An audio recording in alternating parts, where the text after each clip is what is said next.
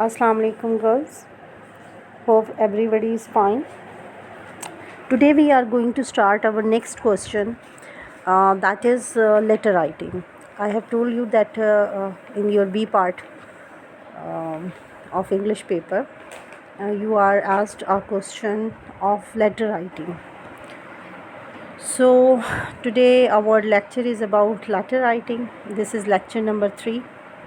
First of all, let us have a look at the types of letters. You must know that there are two types of letters. First is known as the formal letter and the second one is known as the informal letter. As the name shows that formal letters are meant for official purposes and the informal letters are meant for non-official purposes. जैसे बच्चे हम अपने friend को, अपने दोस्तों को, cousin को, बहन भाइयों को या किसी भी नॉन ऑफिशियल पर्पस के लिए जो हम लेटर लिखते हैं वो कहलाता है इनफॉर्मल लेटर। और फॉर्मल लेटर्स जो हैं वो जब हम ऑफिशियली लिखते हैं, for example you write to some department, you have a complain about you have some problem, तो आप एक कोई लेटर लिखते हैं। For example you write to the director of colleges और टू सुई नॉर्दर्न डिपार्टमेंट, और या आप किसी हॉस्पिटल के एमएस को लिख रहे हैं। किसी भी किस्म का लेटर, ये फॉर्मल लेटर जो है वो ऑफिशियल पर्पस के लिए आप लिख सकते हैं। फॉर एग्ज़ाम्पल जो आपको मोस्टली पूछे जाते हैं in your exams, that is mostly that is the write a letter to the editor of newspaper. Mostly आप लोगों को जो क्वेश्चन पूछा जाता है वो यही होता है कि आप किसी न्यूज़पेपर के एडिटर को किसी एक प्रॉब्लम से रिलेटेड लेटर लिखें। तो हम देखेंगे कि हमने इसको कैसे लिखना है। एनी हाउ, ये इंट्रोडक्शन था to the formal and informal letter. तो नेक्स्ट इज़ दैट इज़ कि in your syllabus only formal letter is included. आपने इंटर तक इनफॉर्मल लेटर्स किए थे। आप अपने दोस्त को ख़त लिखते थे, भाई को ख़त लिखते थे, फादर को लिखते थे, मदर को बताते थे, ख़त लिख कर हॉस्टल के प्रॉब्लम्स बता रहे हैं, स्टडीज़ की प्रोग्रेस बता रहे हैं। Those were the informal letters. और at your BSc level, at your graduate level, you are supposed to write formal letters. For example, you are supposed to write to the MS of the hospital about the shortage of medicines in the hospital, or the problems you faced due to the poor administration of the hospital. तो कुछ भी इस किस्म का जो letter होता है जिसका ऑफिशियल पर्पस होता है वो आपको पूछा जाता है in your at your graduate level. तो अगर आपने फॉर्मेट आपको पता हो कि वो how to write the formal letter, तो सारे फॉर्मल लेटर्स जो हैं वो एक ही फॉर्मेट से लिखे जाते हैं और हम डिस्कस करेंगे about the format of the formal letter. It's very simple और इट्स डिफरेंट। इनफॉर्मल लेटर से डिफरेंट होता है। क्या क्या डिफरेंसेस हैं इसको हम ग्रेजुअली देखते हैं। सबसे पहले तो आप ये देखिए कि मैंने एक फॉर्मेट आपके सामने रखा है। दैट इज़ ये जो इसकी बाउंड्री लाइन है, this is the boundary of your paper. और आप देखें कि आपके एक्सट्रीम लेफ़्ट पर आप टॉप पे देखें, सबसे पहले लिखा हुआ है address of the sender. You are writing a letter to the editor, तो you are suppose to write your address. ठीक है, आप नाम नहीं लिखेंगे लेकिन आप ये बताएंगे। For example you will write that street number 9 Samanabad Lahore, और street number 8 block number 9 civil lines Khanewal. ठीक है ना। तो इस तरह से, बिकॉज़ इट्स वेरी इम्पॉर्टेंट कि कौन लिख रहा है। कोई एनोनिमसली कोई लिख रहा है जिसका कोई ना आता है ना पता है, तो उसके लेटर को कोई क्यों कंसीडर करेगा। ठीक है ना। तो आपको सबसे पहले एड्रेस लिखना है अपना, और उसके नीचे आपने लिखनी है डेट। तो दिस डेट आपको मैं बताऊंगी letter on in our next lecture. We will learn कि how to write down the date. Date लिखने के 2-3 तरीके हैं। द सिंपलेस्ट इज़ कि आप लिखिए, जैसे आप लिखेंगे 13 जून 2020। I repeat 13 June 2020, or you write June 13, 2020, okay, or you write 13th of June, 2020। तो ये 2-3 तरीक़ों से डेट लिखी जाती है, और सिंपल इज़ वो जो आप लिखते हैं कि आप पहले लिखेंगे 13, then the hyphen, then 06, then the hyphen and 2020। That's a simple way to write the date as well, ठीक है, मतलब इसमें कोई इशू नहीं है। Then you see that at the same corner left side पर ही आपने क्या लिखा, आपने लिखा जो एड्रेस ही है, I mean जिसको आप एड्रेस कर रहे हैं उसका आप डेजिग्नेशन लिखेंगे, आप उसका नाम नहीं लिखेंगे।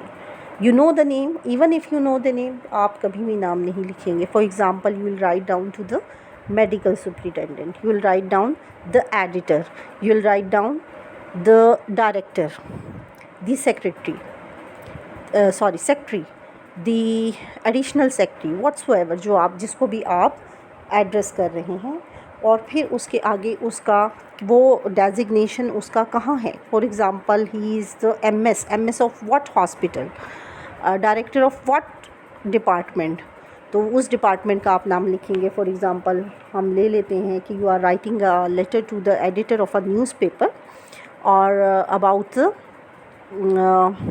The shortage of, you can say the poor public transport in your area, in your city। ऐसे कर लें आप कि इन योर सिटी आपको प्रॉब्लम फेस करने पड़ रहे हैं पुअर ट्रांसपोर्ट की वजह से।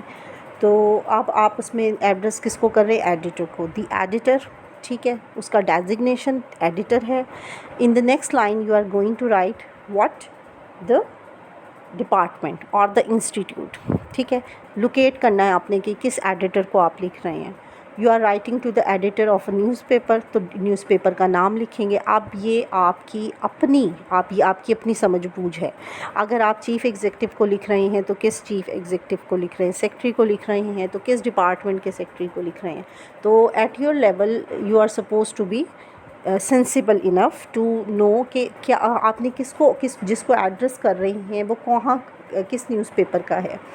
या अगर आपको पता होना चाहिए कि आप किसी जॉब के लिए अप्लाई कर रही हैं तो वहाँ आपको स्कूल है तो वहाँ हेड मास्टर होगा या हेड मिस्ट्रेस होगी, कॉलेज है तो वहाँ प्रिंसिपल होगा। अगर आप कहीं यूनिवर्सिटी में लिख रहे हैं तो डीन को आप लिखेंगे। तो ये आपकी समझ बूझ पर ये चीज़ डिपेंड करती है, ठीक है। तो देन कम्स, आपने लिख दिया the editor, daily, the news, daily, Pakistan times, किसी भी न्यूज़पेपर का आप नाम लिख लें। फिर आप नीचे लाहौर में, फॉर एग्ज़ाम्पल आप एडिटर, लाहौर के एडिटर को लिख रहे हैं तो आप लाहौर लिख देंगे, इस्लामाबाद लिख देंगे, कराची लिख देंगे, मुल्तान लिख देंगे, व्हाट्सएवर, इट डिपेंड्स, ठीक है। तो ये था आपकी opening of the letter. Then comes, मैंने आपको देखें यहाँ लिखा हुआ है सॉल्यूटेशन, ठीक है। सल्यूट आप मतलब यू नॉमिनेट सर और madam. For example you are writing to the principal तो आप क्या लिखेंगे, madam. You know that it's girls college, तो आपको पता है इफ़ यू आर कन्फर्म्ड कि यहाँ प्रिंसिपल जो हैं वो फ़ीमेल हैं तो मैडम। लेकिन if you don't know about the gender, क्योंकि देखिए किसी भी डेजिग्नेशन पर किसी भी पोस्ट पर कोई भी मेल और फीमेल कोई भी हो सकता है, तो आपको जहाँ आपको कंफर्म ना हो तो यू राइट सर, ओके। तो सब्जेक्ट में, अच्छा, सैल्यूटेशन के बाद आ जाता है, अब नेक्स्ट लाइन में आप क्या लिखेंगे, सब्जेक्ट लिखेंगे।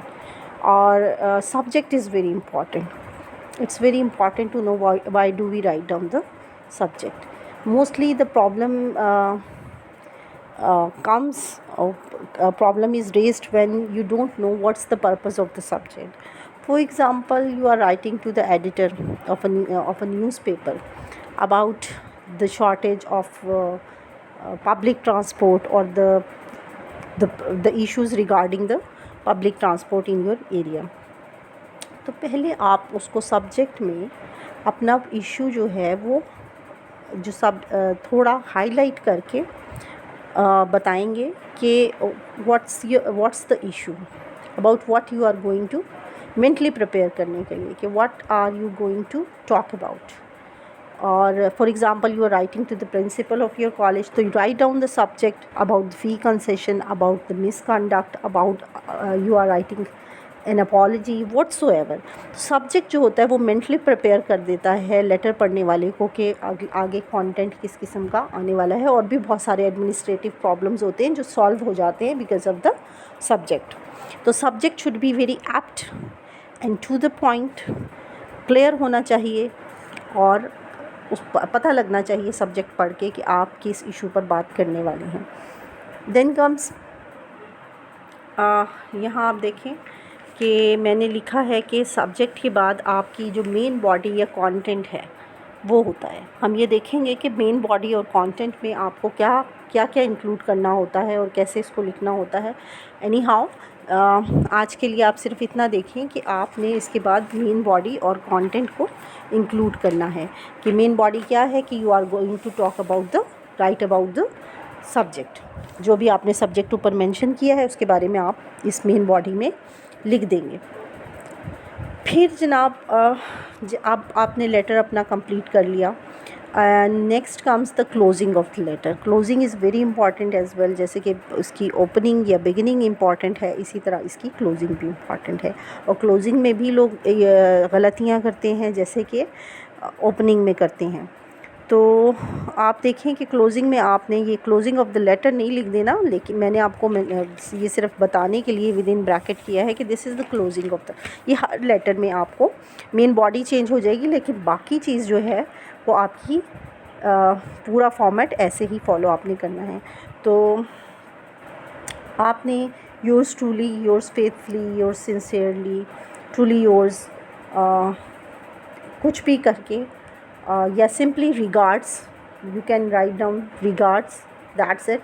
आपको ज़रूरत नहीं योर्स ट्रूली या योर्स फेथफुली लिखने की। नीचे आप अपने सिग्नेचर कर देते हैं, ठीक है। अपने कंप्लीट सिग्नेचर आप करते, इनिशियल्स नहीं करते। आई होप आप लोगों को इस चीज़ का डिफरेंस पता होगा कि what's the difference between initials and the signatures. Signature के नीचे आप विद इन ब्रैकेट अपना नाम, full name, your full name, और आपका जो भी नाम है मुकम्मल नाम, फॉर एग्ज़ाम्पल नादिया इद्रीस, फ़रा बतूल, निदा फ़ातिमा, जो भी आपका नाम है आप लिखेंगे। And then you write down your designation. Designation लिखने का मकसद क्या है?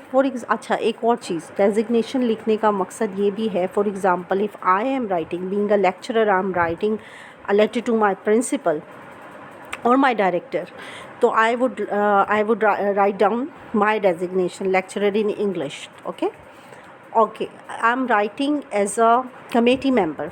Okay, my issue is regarding the committee problems.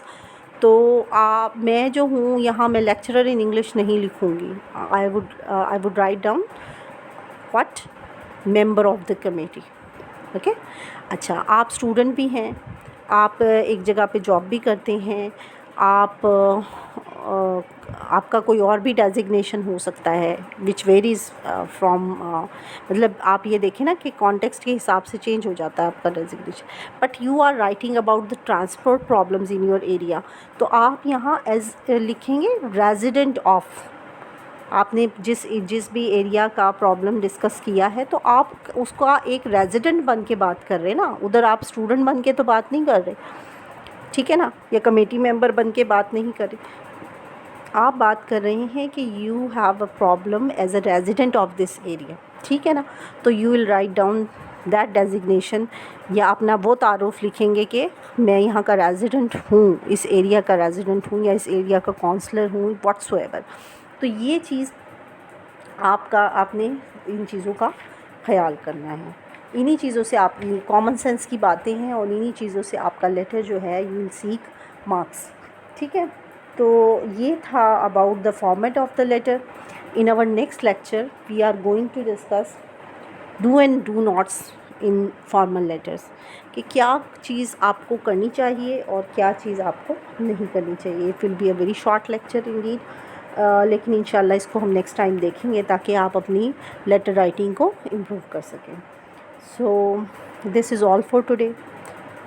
Thank you. Stay healthy and safe. अल्लाह हाफ़िज़।